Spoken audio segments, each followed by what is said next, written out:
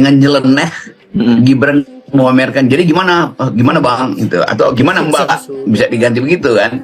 Kan dia mau pamer kami udah menang loh kira-kira, dengan wajah yang ya wajah yang bukan, tidak mencerminkan kenegarawanan gitu kan. Kan mestinya mungkin Gibran itu atau timnya itu ya kasih wajah yang menunduk sedikit dengan, tapi ini wajah angkuh dan wajah sinis yang sekedar mau mengatakan wah akhirnya kami bisa kelecehin kan MK, akhirnya kami bisa tipu kan hakim-hakim itu, akhirnya kami bisa perlihatkan bahwa kami yang menang, jadi Megawati nggak usah macam-macam gitu. Nah itu sebetulnya sinyal yang nggak ada di dalam putusan MK bahwa Gibran harus merunduk memang, tetapi akhirnya watak Gibran dibaca lagi oleh Ibu Mega, oh ini anak betul-betul songong apa segala macam. Jadi bayangkan misalnya Pak Prabowo pasti jadi sulit lagi tuh gara-gara cuma foto itu kan. Jadi Ibu Mega akan bilang, Pak Prabowo kalau mau ketemu saya itu jewer dulu lah, atau si Gibran itu karena dia kurang ajar kan. Dan Prabowo ngerti soal-soal beginian. Sebagai seorang perwira dia tahu bahwa tata krama itu harus diunggulkan tuh, cara menghormati atasan. Tahu nggak? Bukan masalah kecurangan intinya, ya, bukan masalah kecurangan pemilu saja yang selalu diributkan. Masalahnya yang kita takutkan itu Gibran jadi presiden, itu aja. Kalau mendengar perkataan Prabowo, Indonesia tidak boleh dipimpin oleh orang yang pintar dan kuat. Artinya sia-sia Prabowo jadi presiden. Artinya Prabowo mengusung Gibran untuk jadi presiden. Apa kata Ibu Koni? Prabowo jadi presiden 2 tahun atau 3 tahun. Nah itu, bayangkan nasib bangsa dari Sabang sampai Merauke. Ketika Prabowo lemah atau kenapa-napa, pasti Gibran jadi presiden. Lo bayangin, presiden Indonesia Gibran. Apakah dunia tidak tertawa? Tata bahasanya, tata negaranya. Masih banyak anak Indonesia yang cerdas. Nah itu, kebanyakan begitu sih, karena punya uang. Prabowo juga cukup berkata, lo mau jadi bupati berapa uang punya lo? Nah itu uang, semuanya kekuasaannya. Nah itu, semoga di masa tuanya Prabowo ikhlas mengundurkan diri, atau nanti kalau hak angket terjadi menolak, udah terima saja.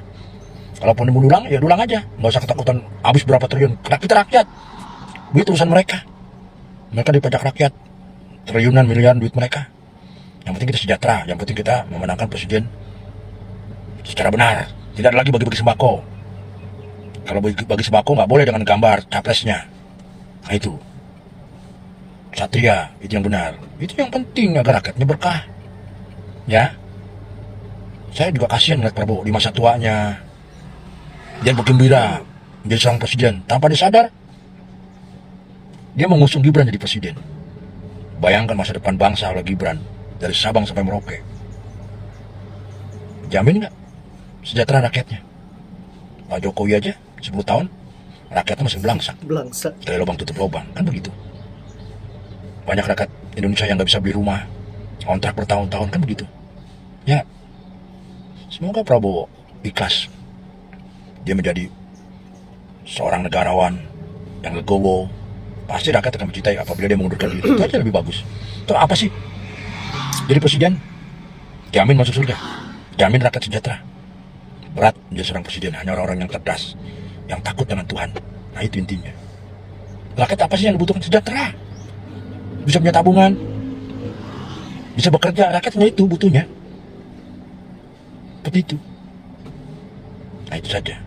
Semoga Indonesia menjadi pejabatnya orang-orang terbaik semua, bukan penjilat, bukan pecundang. Karena Indonesia tidak boleh dipimpin oleh orang-orang yang harga dirinya karena jabatan mengemis, pencitraan. Nggak akan berkah rakyatnya. Semoga dipimpin oleh orang-orang yang satria, bertanggung jawab kepada Tuhan, dan bertanggung jawab pekerjaannya kepada rakyat, janjinya. Itu aja. Salam perubahan. Enak makan gratis. Enak. Makan siang gratis. Terus tidak ada lapangan pekerjaan. Makanan gratis buat anak-anak. Terus kalau anaknya sakit, orang tua tidak bekerja, lapangan pekerjaan nggak ada, blangsak yang ada. Masa capres makan gratis? Rumah sakit yang ada rakyatnya stres, nggak ada lapangan pekerjaan, masuk rumah sakit suruh bayar BPJS, kan gitu. Hanya itu misi dan visinya. Pajak aja naik, nggak diturunin. Undang-undang Cipta Kerja aja, anak-anak muda bekerja kontrak setahun berhenti, gimana rakyat sejahtera? Itu kan udah 20-an tahun. Ayo, hanya untuk itu doang janjinya, terus kaya, jadi presiden, berbisnis pada rakyatnya, jalan tol aja mahal, hanya itu. Terus kaya, terus koloninya kaya gitu, rakyatnya belangsak. Stoplah kalian itu. Semoga kalian diampuni Tuhan. Kalian hanya gila jabatan, pencitraan saja. Terus posting di mall gitu, di pasar, jalan-jalan di pasarnya itu doang. Rakyat butuh sejahtera tahu. Kalau jadi pejabat, jadi presiden, dan cari kekayaan jabatan buat apaan? Begitu terus dari sekian presiden. Rakyat butuh pendidikan agar anak-anaknya pintar sampai sarjana, tapi uangnya nggak ada orang tua. Ya habis dengan pajak. Beli ini naik, beli naik. Kalian bertambah duitnya, rakyat berkurang. Semoga jangan dimenangkan itu, ya. Awas loh dimenangkan dengan kecurangan, dengan uang-uang haram. Uang haram itu tidak berkah, uang haram itu ada iblisnya. Membuat orang jadi maksiat kejahatan, angku, sombong. Pencitraan itu uang haram. Jadilah pemimpin yang berkah, amanah, itu yang benar. Lihat rakyat kita, dari Sabang sampai Merauke. Lihat orang Papua, kasihan. Nukar ikan dengan beras, dengan Indomie, nah itu. Belum yang lain, yang jadi pemulung, di rel kereta, di kolong jembatan, itu bangsa kita tuh. Anak-anaknya ada, mereka wajib sekolah, mereka calon presiden, calon gubernur, kan begitu. Itu yang benar. Kalian hanya bergaya doang, mau jadi presiden, menjadi pejabat. Hidupnya begitu. Jadi penjilat semua, breaking semua, janjinya begitu. Lapangan pekerjaan. Mana? Enak banget, jadi pejabat hanya bergaya doang, berbohong doang. Bisa naikin pajak buat kemewahan kalian, kan begitu. Alasan pembangunan, kalian tetap mewah. Alasan pembangunan minjem duit sama orang asing, kan begitu. Tetap saja bukan pribumi yang kaya, kan begitu. Pedagang kaki lima diusirin. Kapan mereka sejahtera? Kalian lah sejahtera. Semua rakyat pengen anaknya kuliah, pintar dan bekerja. Begitu bekerja 1 tahun kontraknya. Kalian yang pegawai negeri 58 tahun baru pensiun. Kalian yang 5 tahun menjabat, duitnya miliaran, kan begitu. Semoga sadar semua kalian itu, ya. Apa sih yang jadi jabatan kekayaan? Toh mati-mati juga. Matilah dalam keadaan terhormat. Ya, buatlah pribumi sejahtera, jangan breaking terus. Itu yang benar. Pemimpin yang berakhlak, cerdas, tata bahasanya, nggak bisa bahasa Inggris, lagi-lagi begitu. Hanya itu, dan kali kalau tak seleksi, kepintarannya, nggak ada kasus. Lihat itu, ada IKTP, ada koruptor, begitu terus hidupnya. Makanya tidak sejahtera, rakyatnya kalian yang sejahtera. Sadarlah semua itu. Kalian tidak mikir tuh, rakyat nggak ada yang punya rumah, ngontrak, banyak itu. Begitu nggak ada lapangan pekerjaan, rumah dijual buat anaknya. Belangsak lah mereka. Tujuannya memakmurkan seluruh rakyat Indonesia. Seluruh kekayaan negara hanya untuk kemakmuran rakyatnya, tapi kemakmuran kalian adalah koloninya. Kita punya uang aja, berlebihan, itu ada hak kebagian orang miskin. Ketika capres saya kalian breaking begitu. Lihat, hidup rakyat kita. Bisa nggak jadi pejabat? Punya hati nurani lah. Dikit-dikit, dan orang diusir buat bisnis, rempang, kampung bayam, dan lain-lain, juga wadas. Begitu terus. Pejabat Indonesia tidak boleh mengusir warganya, sekalipun buat bisnis. Kalian bangun-bangun tetap aja bukan pribumi yang kaya. Kan begitu selama ini. Sadarlah kalian itu, lama-lama punah. Bangsa kita berangsak, nggak ada pekerjaan. Nah itu kekejaman kalian, tidak pernah memikirkan. Rakyat itu perlu sejahtera. Bekerjanya anak-anak muda itu panjang, bukan setahun. Percuma dia bekerja, walaupun gaji 10 juta, kalau setahun buat apaan? Nggak kaya, kalian lah yang kaya. Ya, buat Fahri Hamzah, Deddy Mulyadi, jangan breaking, duit kalian sudah banyak. Jangan rakus. Atau kalian tua mati-mati juga, matilah dalam keadaan terhormat. Jadi oleh Tuhan, itu yang benar. Selalu begitu aktingnya, lihat aja, makan siang gratis. Bos kayak hewan, digemukin. Bener Gibran bilang, digemukin.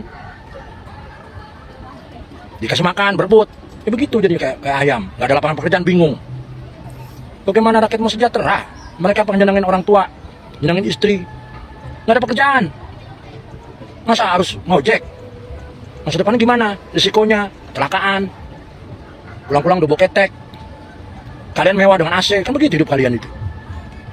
Ayolah, para cendekiawan, jangan buat rakyat belangsak karena tidak berkah ulah kalian itu. Tolak. Nggak bagus begitu, nggak akan berkah. Lihat 10 tahun. Nggak berkah kan? Nggak ada ribut. Ya begitu. Kalau berkah nggak akan ribut. Nggak ada saling mengejek. Ayo, sadar kalian semua. Ya.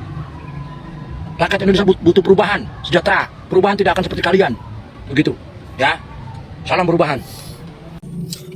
Yap, itulah kritikan-kritikan keras dari para netizen untuk pemerintah yang rakus, yang maruk. Saya kira dari dulu sampai sekarang rakyat memang semakin belangsak, yang miskin semakin dibuat menjadi miskin, dan pemerintah utamanya yang ada di jajaran Jokowi yang kaya semakin kaya. Kenapa? Karena mereka menikmati hasil dari keringatnya rakyat melalui pajak dan sebagainya. Sementara kebijakan-kebijakan yang mereka berikan tidak ada yang menguntungkan rakyat, malah menyengsarakan rakyat.